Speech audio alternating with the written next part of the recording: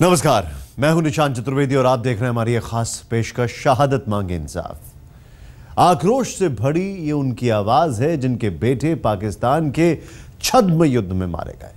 सरहद पर लगातार पाकिस्तान की तरफ से फायरिंग हो रही है। इसकी आड़ में घुसपैठ की कोशिश साफ दिख रही है, लेकिन इन्हें लगता है कि हमारी सरकार पाकिस्तान को मुंहतोड़ जवाब नहीं दे रही है। अगर दे रही होती तो सिर्फ कुपवाड़ा सेक्टर में ये 3 जवान आतंकियों की गोली का शिकार नहीं होते।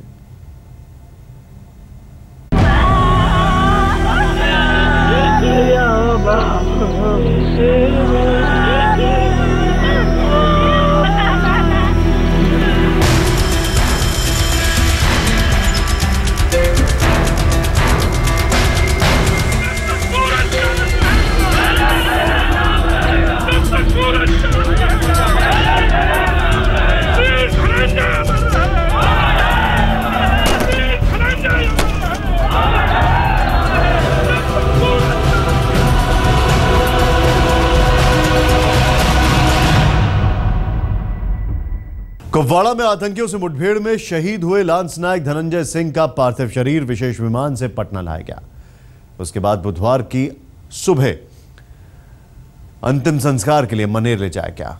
गांव में शहादत की खबर तो पहले ही पहुंच चुकी थी। पार्थिव शरीर पहुंचने के बाद माहौल और गमगीन हो गया।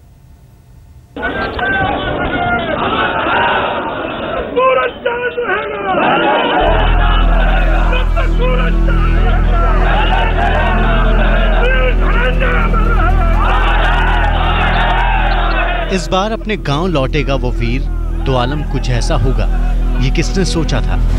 उस पर नाज तब भी था, गुमान आज भी है, मगर आज वो गुमान एक गमगीनी से तरबतर है। मनेर जिले में ये लांस नायक धनंजय का घर है, जहां उनकी शहादत की खबर पार्थिव शरीर आने से पहले ही पहुंच चुकी थी। वो खबर मिलने के बाद से ही मां बिलख रही थी,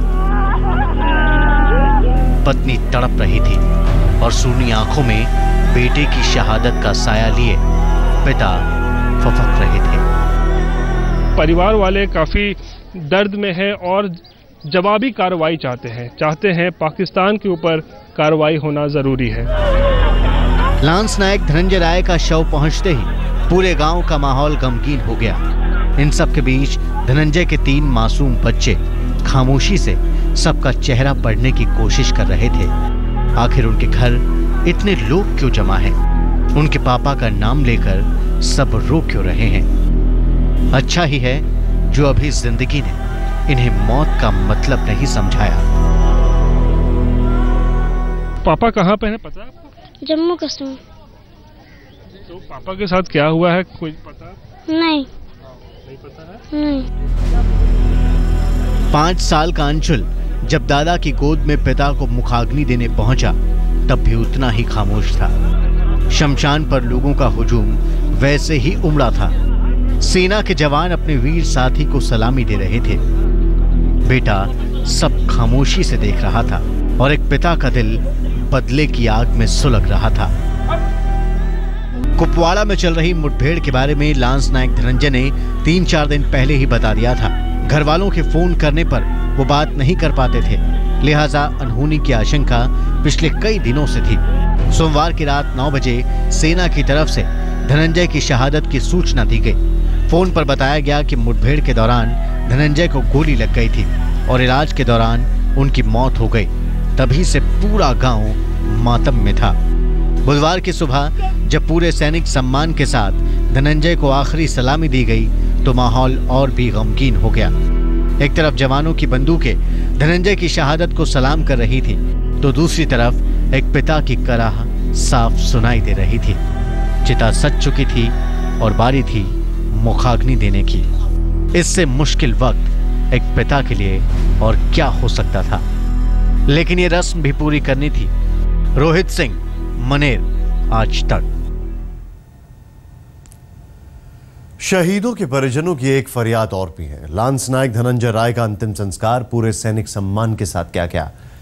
शहीदों की सलामी देने मुख्यमंत्री जितन राम मांझी और सुशील कुमार मोदी जैसे नेता पहुंचे, मगर बुलंदशहर के 2 शहीदों का परिवार सरकार की अनदेखी से आहत है।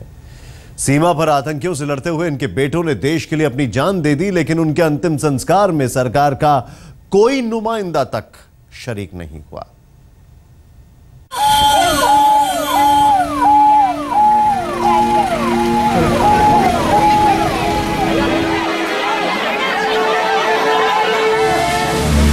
अपने लाल को पुकारती, दहाड़ मारकर बिलखती इन दो माओं का दर्द।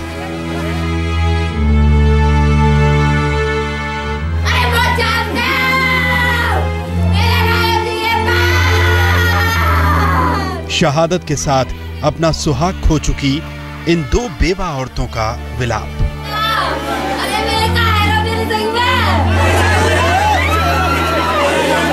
इस चीख पुकार में इतनी तड़प नहीं होती अगर दो जवानों की शहादत के साथ इनके परिजनों की सुध ली गई होती। यूपी के खुर्जा तहसील के रहने वाले राहुल और नीरज देश के लिए, देश की हिफाजत के लिए सरहद पर कुर्बान हो गए।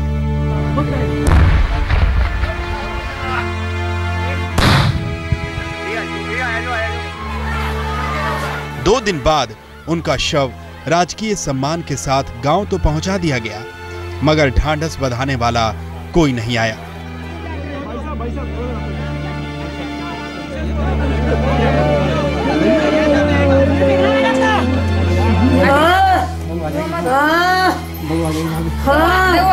रोते रोते मां के आंसू सूख गए। सुहाग उजड़ने के सदमे में बीवी सुध-बुध खो बैठी। दो वीरों की कुर्बानी गांव आते आते मौत के मातम में तब्दील हो गई, मगर इसमें शरीक होने सरकार से कोई नहीं आया, न केंद्र सरकार से न राज्य सरकार से। नीरज के परिजन तो इस अनदेखी से इतने आहत हुए कि तब तक अपने लाडले का अंतिम संस्कार करने से ही मना कर दिया। कल से लेके आज तक राज्य सरकार व केंद्र सरकार का कोई भी नुमाइंदा हमारे इस गांव में मौजूद नहीं है। क्या हमारी शहादत का मजाक है? क्या ये राज्य सरकार के किसी नुमाइंदे का फर्ज नहीं बनता है कि वो इस गांव देवराला में आकर के इस परिवार को ढांढस बनाए?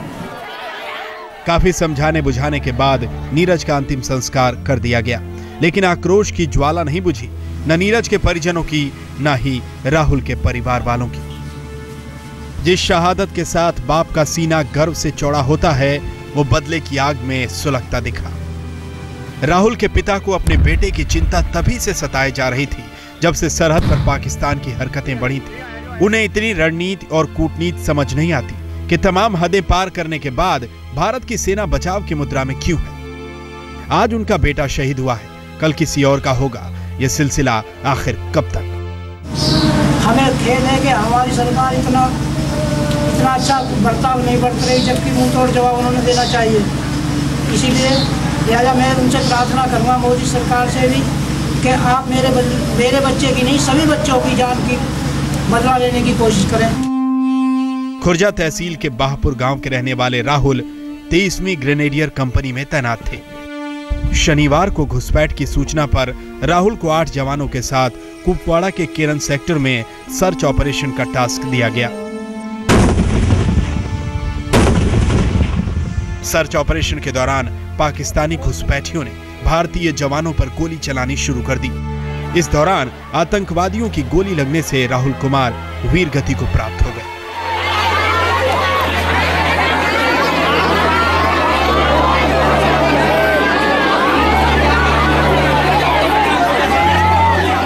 उनसे ये दरख्वास्त करते हैं, उनसे आशा करते हैं, उनसे अपील करते हैं कि अब अपनी सेना को सशक्त और आदेश दीजिए कि वो पाकिस्तान की सेना को हमारी सेना मुंहतोड़ जवाब दे, जिससे हमारे सेना के जवान इस तरीके से शहीद ना हो।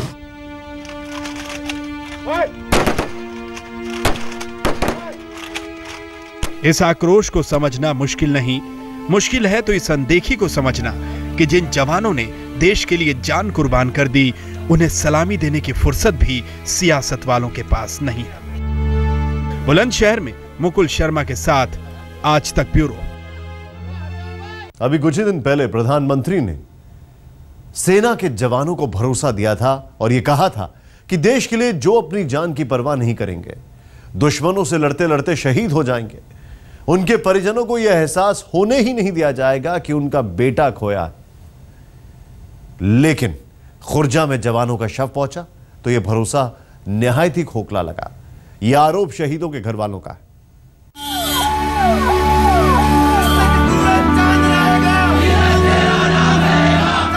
उस वीर जवान का पार्थिव शरीर जब देवराला गांव पहुंचा तो उसकी शहादत को सलामी कुछ यूं दी गई।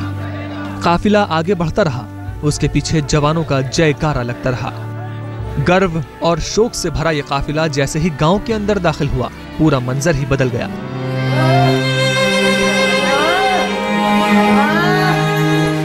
जयकारा थमा तो मौत का मातम घर वालों के गले से फूट पड़ा। जो बेटा सेना की वर्दी और पूरे रौब के साथ घर आता था, वो आज ताबूत में बंद खामोश था। ये मंजर ही दिल दहला देने वाला था। बेटा अपने देश के लिए कुर्बान हो गया, मगर उसकी शहादत के पीछे छूटा सूनापन कौन भरेगा? इस दर्द में तड़पती माँ को कौन समझाएगा? कोई तो नहीं आया इस माँ का दर्द बांटने, ये ढांढस बंधाने कि माँ तुम्हारा बेटा गया है तो पूरा देश तुम्हारे साथ है। नीरज राघव राजपुताना रेजिमेंट में तैनात था। शनिवार को जब कुपवाड़ा सेक्टर में घुसपैठ की खबर मिली तो उसे भी सर्च ऑपरेशन में भेजा गया। इसी दौरान आतंकियों से मुठभेड़ हुई और आतंकियों की गोली लगने से नीरज शहीद हो गया। जिस सुहाग पर नाज था, उसका शव देखकर नीरज की पत्नी भी सुध-बुध खो बैठी। उसका ये दर्द कौन बांटेगा? उसके 2 छोटे बच्चों का सहारा कौन बनेगा? कैसे इनके बच्चे, जो छोटे छोटे बच्चे हैं, जिनको आज ये नहीं पता कि उनके बाप का साया उनके सर से उठ गया है, लेकिन कोई भी राज्य सरकार व केंद्र सरकार का कोई भी नुमाइंदा इस गांव में अभी मौजूद नहीं है। ये आक्रोश पूरे गांव में था। जिस गांव का लाडला देश के लिए कुर्बान हुआ, उसके परिजनों को इस तरह बेसुध छोड़ दिया गया। सरकार के नुमाइंदे तो दूर, स्थानीय सांसद महेश चंद्र शर्मा भी मातम में डूबे परिवार से दूर ही रहे। कोई भी राज्य सरकार व केंद्र सरकार का कोई भी नुमाइंदा इस गांव में अभी मौजूद नहीं है। यहाँ तक कि क्षेत्रीय जनता का प्रतिनिधि माननीय डॉक्टर महेश चंद्र शर्मा सांसद जी, जिनको कि कल पर ही यहाँ पर मौजूद होना चाहिए था, लेकिन कल से सुनने में आ रहा है कि सांसद जी मीटिंग में व्यस्त हैं।